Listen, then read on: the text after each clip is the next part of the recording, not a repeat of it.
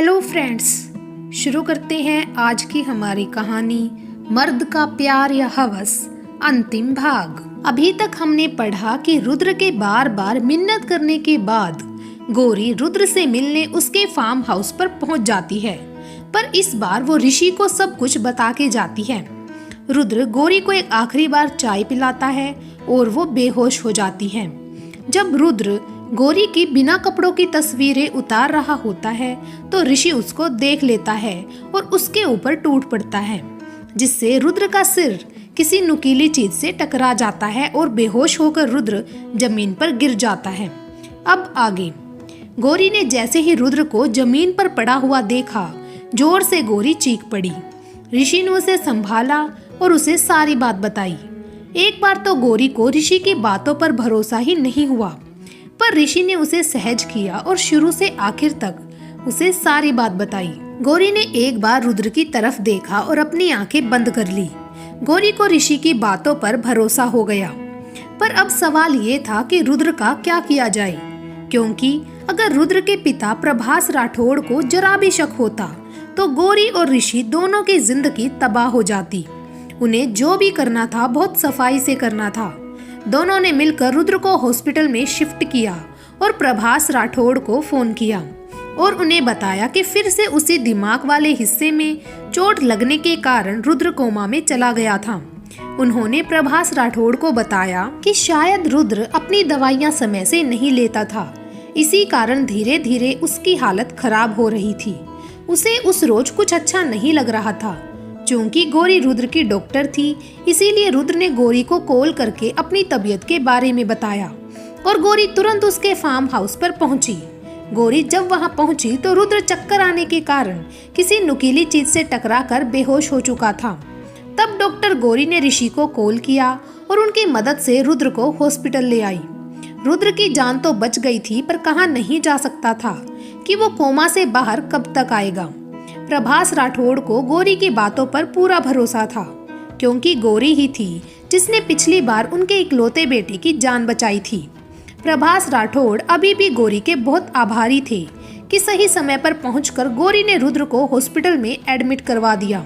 कम से कम उनका बेटा जिंदा तो था और उन्हें पूरी उम्मीद थी कि पिछली बार की ही तरह इस बार भी रुद्र ठीक हो जाएगा, क्योंकि गौरी जो रुद्र का इलाज कर रही थी। पर उन्हें नहीं पता था कि गौरी को रुद्र के ठीक होने से कोई लेना देना नहीं था। वो तो बस अपने डॉक्टर होने का फर्ज निभा रही थी और जल्द से जल्द इस शहर से निकलना चाहती थी। पर महीने 2 महीने तो क्या, पूरे 6 महीने गुजर गए, पर रुद्र को होश नहीं आया। ऋषि और गौरी एक दूसरे के काफी करीब आ गए थे। सब कुछ ठीक था। रुद्र अपने किए की सजा भुगत रहा था और गौरी को एक अच्छा जीवन साथी मिल गया था। पर फिर भी कभी कभी गौरी को यही लगता था, जो बातें उसने रुद्र से आखिरी बार की थी, क्या वो सच में झूठी थी? क्या सच में रुद्र गौरी का अहित करना चाहता था? पिछले दिनों में जो कुछ भी हुआ, उसकी वजह से गौरी अब उस शहर में नहीं रहना चाहती थी।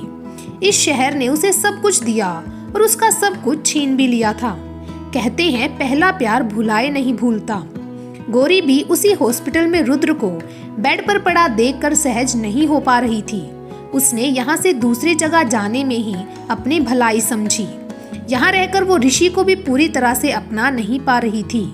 गौरी के मन की बात ऋषि भी समझता था, इसीलिए उसने अपना और गौरी दोनों का ट्रांसफर दूसरे शहर में करवा लिया। आज गौरी और ऋषि का हॉस्पिटल में आखिरी दिन था। जाने से पहले गौरी ने मिस्टर और मिसेस दिवाकर से विदा लिया। इतने दिनों में कभी भी उसे यहाँ नहीं लगा कि वो अपने परिवार के साथ नहीं है। उसे हमेशा उनसे प्यार और अपनापन मिला। मिसेस दिवाकर ने गौरी के सुनहरे भविष्य की कामना के साथ उसे विदा किया। उसके बाद गौरी डॉक्टर गर्ग से मिली। डॉक्टर गर्ग के साथ रहकर उसने बहुत कुछ सीखा था। एक तरह से डॉक्टर गर्ग उसके गुरु थे, जो ऊपर से सख्त और अंदर से मोम की तरह कोमल थे। वो हमेशा गौरी का भला चाहते थे। गौरी के ट्रांसफर में उन्होंने ही मदद की थी और अनामिका गौरी की सबसे अच्छी दोस्त और उसका परिवार उसकी राजदार, जिसने हमेशा अपनी दोस्ती निभाई।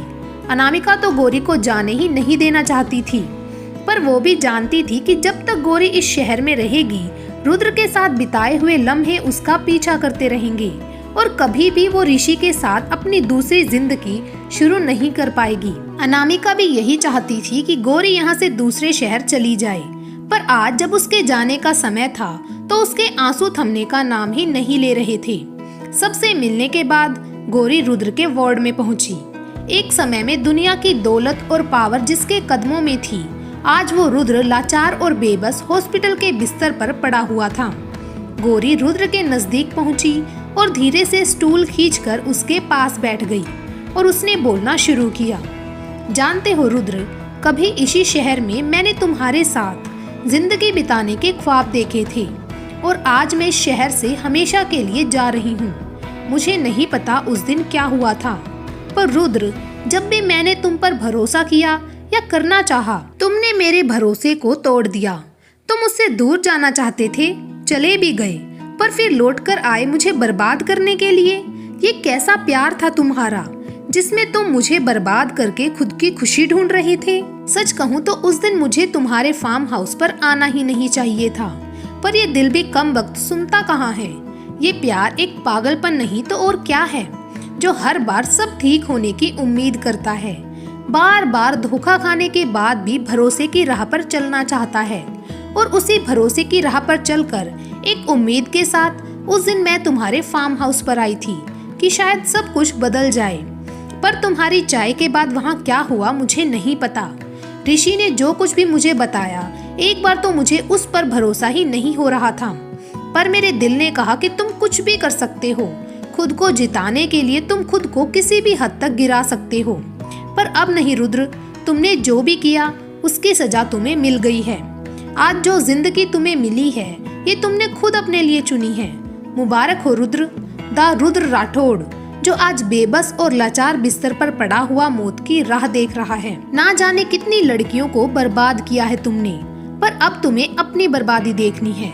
सच कहूँ तो तुम्हें इस तरह देखकर अच्छा नहीं लगता, पर क्या करूँ, हमें वही मिलता है जो हम अपने लिए चुनते हैं। देखो ना, तुमने कितनी लड़कियों को प्यार का नाटक किया, उनमें से कई तुमसे सच्चा प्यार करती होंगी, पर आज तुम्हारे साथ कोई भी नहीं है। और एक मैं हूँ जिसने तुमसे प्यार किया, जिसने तुम्हें पाना चाहा, और बदले में मुझे भी तुमसे धोखा मिला। मुझे तुम तो नहीं मिले, पर तुमसे भी ज्यादा टूटकर चाहने वाला मिल गया। अब मैं ऋषि के साथ अपनी नई जिंदगी शुरू करूंगी, तुम्हारे साए से भी दूर, तुम्हारी परछाई से भी दूर। भुला दूंगी मैं शहर की बुरी यादों को, उन यादों को जिन यादों में तुम्हारे बुरे ख्वाब हैं। मैं एक खूबसूरत जिंदगी शुरू करूंगी, वो जिंदगी जिसमें दूर दूर तक तुम नहीं होंगे। गुड बाय रुद्र, रख पाओ तो अपना ख्याल रखना, कहकर मुस्कुराती हुई गौरी वहां से बाहर निकल गई। बाहर दरवाजे पर ही ऋषि खड़ा था। उसने गौरी के हाथों को थाम लिया और दोनों साथ बाहर निकल पड़े। चमचमाती हुई धूप दोनों के चेहरों को चूम रही थी और अंधेरे से कमरे में रुद्र बिस्तर पर पड़ा था, बेजान, बेबस और लाचार। आज की ये हमारी सीरीज यहीं पर खत्म हुई।